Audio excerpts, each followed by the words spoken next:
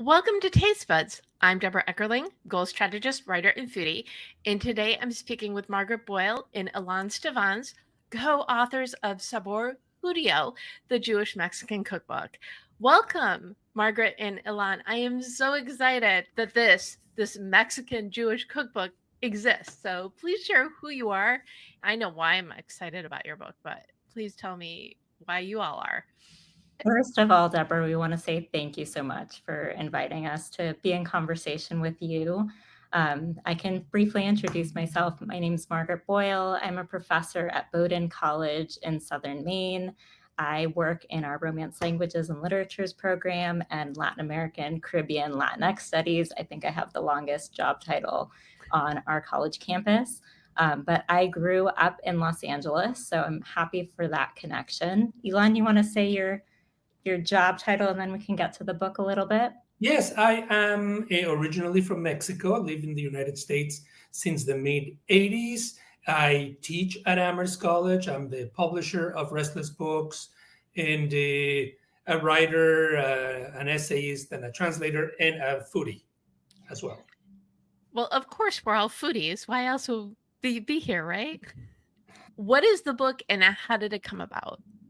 I think the origin story is that I was fortunate to invite Ilan to Bowdoin several years ago to give a big talk in Jewish studies at the college. And we learned when we were getting to know each other that we both had these recipe collections, me from my great grandmother and him from his grandmother, about that were tied to our Jewish Mexican family. And because he is a big dreamer, he pushed us to do a call to the Mexican Jewish community to think about what recipes were other families carrying around, and we were inundated with submissions. And then I think because we are also both interested in history, we've been doing a lot of work to think not just about recipes that are cooked today, but recipes that have been alive since the 15th and 16th century. I would add to that it's really a book about how different generations have migrated with food from one region of the world to another, and how the food has become an expression of their process of assimilation, arriving from the Yiddish shtetl, or from the Ottoman Empire speaking Ladino, or from different parts of Spain and in Israel and the Middle East. This many families have settled in Mexico, have used the recipes that they brought along, but they discovered that they needed to find new ingredients, that there were challenges, but that there were also new opportunities. And the extraordinary story of immigration is that it is never static, it's always moving. And food is just a wonderful opportunity to understand those changes. Is there something that surprised you in particular that you discovered when putting the book together? It was amazing to me to see that there were many families carrying around similar recipes, and even Ilan and I had the same. It was a cinnamon sugar beer cookie that was in both of his grandmother and my great grandmother's recipe books. And we are pretty confident they never met each other, but the fact that they were cooking almost identical dishes is really amazing.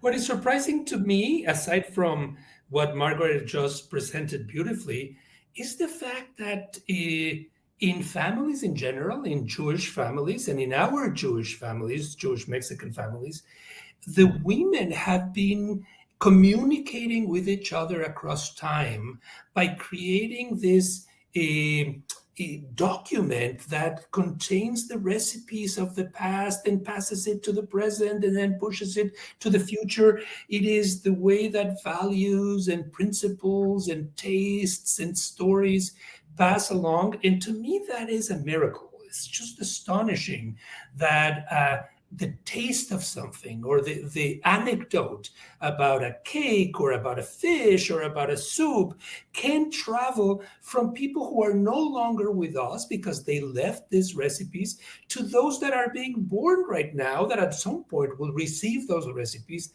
and adapt them in new and exciting ways. I love recipes in manuscript collections and the fact that you can see handwriting from different generations. And in our collection in particular, we see people writing in different languages, right? So this book is in English, it's for American audiences, but most of these recipes were written in Spanish or in Yiddish or in Hebrew. And this has just been an amazing kind of multilingual process. So what I want to know is, what are each of your earliest food memory? I think one of my earliest food memories I talk about in the book, and it is my great-grandmother, Baba Malika, who made this fantastic chocolate babka, and she would travel from Mexico to Los Angeles and wrap her babka in layer upon layer of tinfoil. And so for me, thinking about the food is not just like the incredible taste of her babka, but this process of unwrapping all the shiny silver foil. So I definitely remember that from early childhood.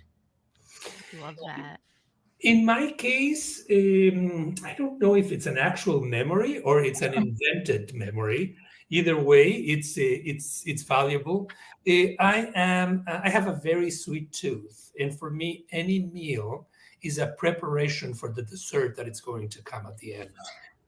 So I have always imagined myself as I am eating, I don't know, veal or chicken or fish, what the dessert is going to be all about. And very frequently in my family, there was either flan or there was a rice pudding, but made beautifully with raisins and lemon and cinnamon. So I don't know if it's true, but I'd like to imagine that my first taste was that delicious rice pudding that my mother and grandmother prepared. Any person who eats to get to dessert is so my people, but also anybody who eats is my people. I love these stories because I can feel the warmth as you're sharing them. Well, obviously you know this better than I do, but Mexican Jewish cookbook, it's unique. There really isn't anything else like this out there, is there? Ours is the first English language collection. And so we are very excited to make these recipes more accessible. Yeah, it is. There are in Mexico family-made recipe books. We have seen a bunch of them, and people regaled us with the copies. There are also community-based volumes about the Sephardic tradition, particularly coming from Syria, Damascus. There are others that have been by foreigners that have arrived to Mexico and have found certain dishes and have replicated or reproduced those dishes in different ways. And then there's another aspect, Deborah, that I think is worth celebrating and certainly bringing forth to anybody who's interested in this book. It contains recipes by crypto Jews, that is, Jews that were secretly Jewish during the colonial period in Mexico because of the mighty power of the Inquisition. And they were hiding from their neighbors in order not to reveal their religious identity, and yet kept these recipes and passed them on to the next generation, defying some of the challenges that they faced. And one of the aspects in the book is that quality of secrecy that somebody might have, and yet as generations come to the fore, they will discover those tastes in their ancestors that connect them with their Jewish past. And that is one of the aspects that I have very much enjoyed in the book, the crisscrossing of different Jewish traditions from Turkey and from Poland and from the Middle East and from Spain, and then they're all coming together in Mexico, and Mexican food kind of refashions them. Mexico has to my mind, I'm Mexican, one of the most exquisite and diverse foods in the world. I confess to go to Mexico, yes, to visit my family, yes, to give a lecture, but really to eat. Diverse food, exciting food, very different food.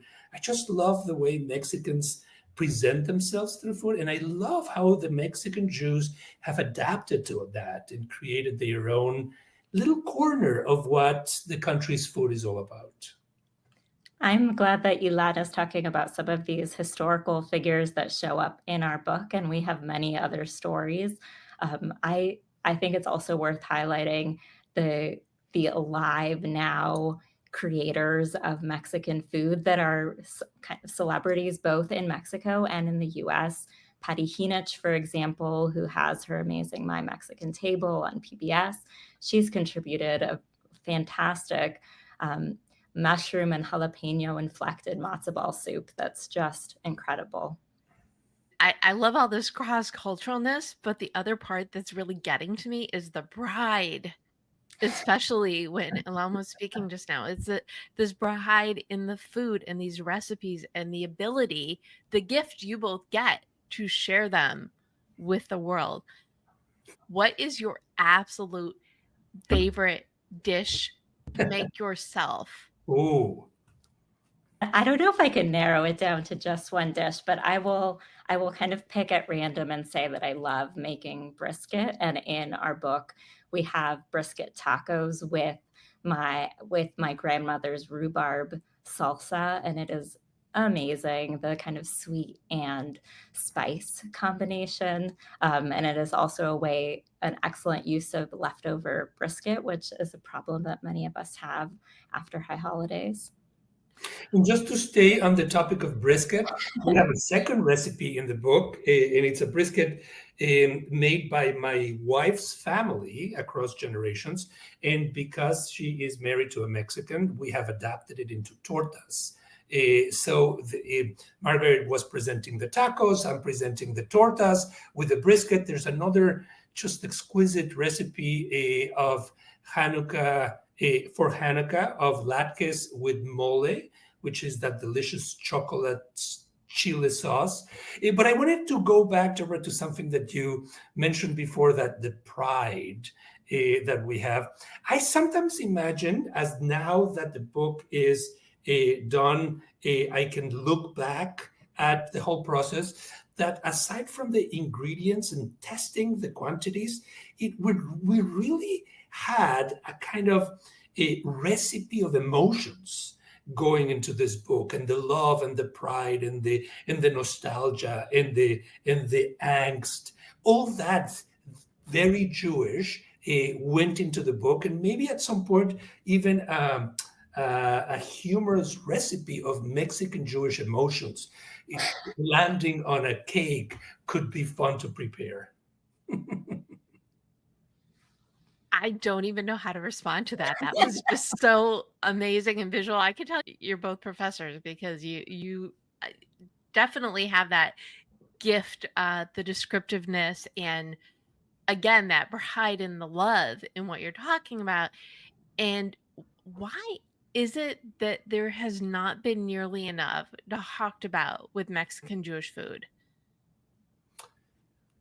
Well, I think in part it has to do with the fact that Jewish global culture is finally entering a period of expansion that goes beyond Israel and what used to be the Pale of Settlement, Poland and the Ukraine and Belarus and Lithuania and the United States. And now people are genuinely open to other cuisines, Iraqi cuisine, African cuisine, Mexican, Peruvian. So I think it belongs to a wave of new discoveries that the Jews have been in many places in these Jewish communities that are jewels of continuity, and that you can sort out their secrets or their endurance by eating what they eat and understanding how they prepare it. I think it's an invitation to readers and cooks and people in general to go beyond the geographical locations that we have frequently gone to in the past, I don't know, 150 years, and find Jews in other parts of the world. And in that way, I think the book is a celebration of Jewish Mexican identity, but it also is a celebration of all diaspora identity and how people connect with culture and movement through food. I think the language question, again, is really interesting. You see language loss between generations, but often people are still connected to their culture because of their grandmother, their great-grandmother, their aunt or their uncle's dishes.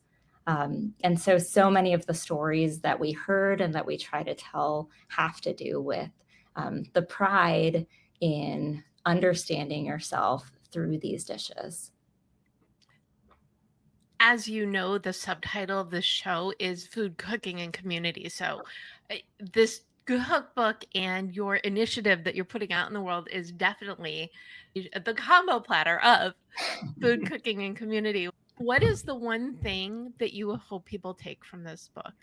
The one thing for me is that I hope people open the book not only ready to buy ingredients at the supermarket and refashion their kitchen in order for it to become Jewish and Mexican, but that they have a pen or a marker and they write next to the recipes their own reaction to these recipes, because that's a dialogue that we're hoping to establish with those that are going to cook the dishes that we have. We want input and we want them to redo them. I am interested in that kind of a non-passive relationship with a cookbook, because in my house, every time you open a cookbook, you will see my notes or Allison's, my wife's notes, or my grandmother's notes. We are all intruding and intervening, but are always going back to those books. So hopefully readers and cooks of the book will do the same. They will not keep it too clean. They will get it dirty on purpose. Oh, I love that, Ilan. So I think I will echo all of these sentiments to say that we want our readers to be using and engaging the book. It's a collection of 100 recipes, and so you can organize your interaction with it by meals, and you're thinking about the dishes that you want to prepare for your friends, for your family. But what I also really love about the book is the way that we are telling stories about history of immigration, about ingredients and where to find them. And so I am hopeful for that kind of non-linear reading that allows you to move between making a dish and learning something new about the history of the Mexican Jewish community and maybe about yourself. You just want this to be everybody's family's cookbook. Absolutely. And in doing that, Debra, what you are inadvertently or maybe purposely doing is creating a larger family. It's your family, but it's the other families that all feel and share and communicate with one another. And it's an astonishing idea that we publish, that people have this passion for cookbooks, and that cookbooks can be malleable, can do so many different things. They can be treasures of family history. They can be about finding a new country, finding a new landscape, tourism. So I've done very different books in my life. This is the first cookbook that I do, and it has been an extraordinary experience. This is also just making me think about the idea of hospitality. And most people, even if you don't speak Spanish, are familiar with mi casa es su casa, right? So the invitation in, and I think our book is doing so much of that. And then with the Jewish lens of the pusher of food, that relative at the table who's asking, are you sure you don't need a little bit more? So if you put those two cultures together, I think like there's so much warmth and you might never stop eating. Right. Wow. I don't see that as a problem. So I'm curious, what is the simple way for people to either make their Mexican dishes more Jewish or their Jewish dishes more Mexican? I think that is a great question. So thinking about making your Mexican dishes more Jewish, I would think about the Jewish calendar and aligning some of your favorite foods, using it as an opportunity to learn about primary Jewish holidays. What are the ingredients that you love in Mexican cooking, and how could they support what you might think of as traditional dishes? Love And I that. would say, I would add to the wonderful response by Margaret that when you get a little spoonful or are ready to have a taste, you realize, maybe not immediately, that what you eat is something that has been a companion of others in the past and will continue to be a companion. We are but parts of a chain of generations, and through food, we communicate across time and across space. And I like the fact that the book has prompted me to go and research some very traditional Mexican dishes like tacos al pastor. I grew up eating tacos al pastor every Friday, every Saturday.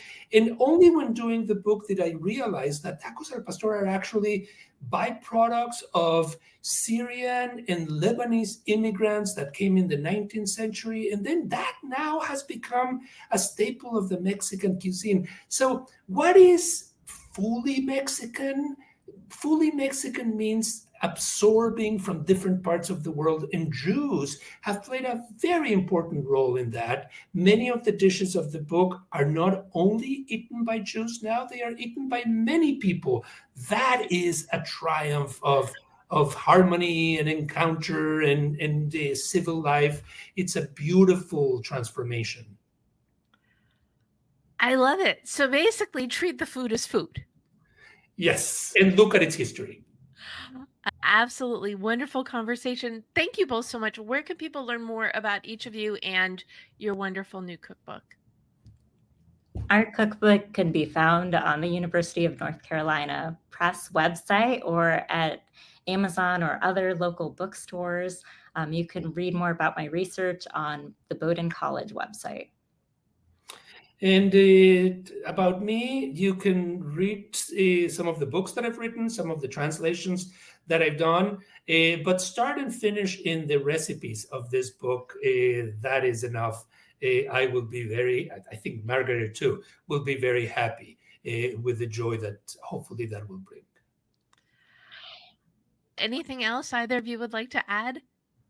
Well, thank you again for taking the time to chat with us and inviting us into your community. And I would say that in the age of the internet, that we are always just one send away. And if you think that a recipe now being cooked in Texas or in Oregon or in I don't know, Wisconsin, can incorporate new elements, please just let us know. Fantastic. Well, thank you both again so much for sharing this wonderful cookbook, but also your passion for its history and its future. Absolutely amazing. Thank you for tuning in to Taste Buds with Deb. Don't miss an episode. You can subscribe on YouTube, iTunes, and or your favorite podcast platform. And you can go to jewishjournal.com/podcast to read the articles that go with each episode. And we will have a surprise recipe from this conversation on the website as well. And you can learn more at tastebudswithdeb.com. How do I say bon appetit in Spanish? Buen provecho. Thank you all for joining. Until next time, bon appetit and Buen provecho.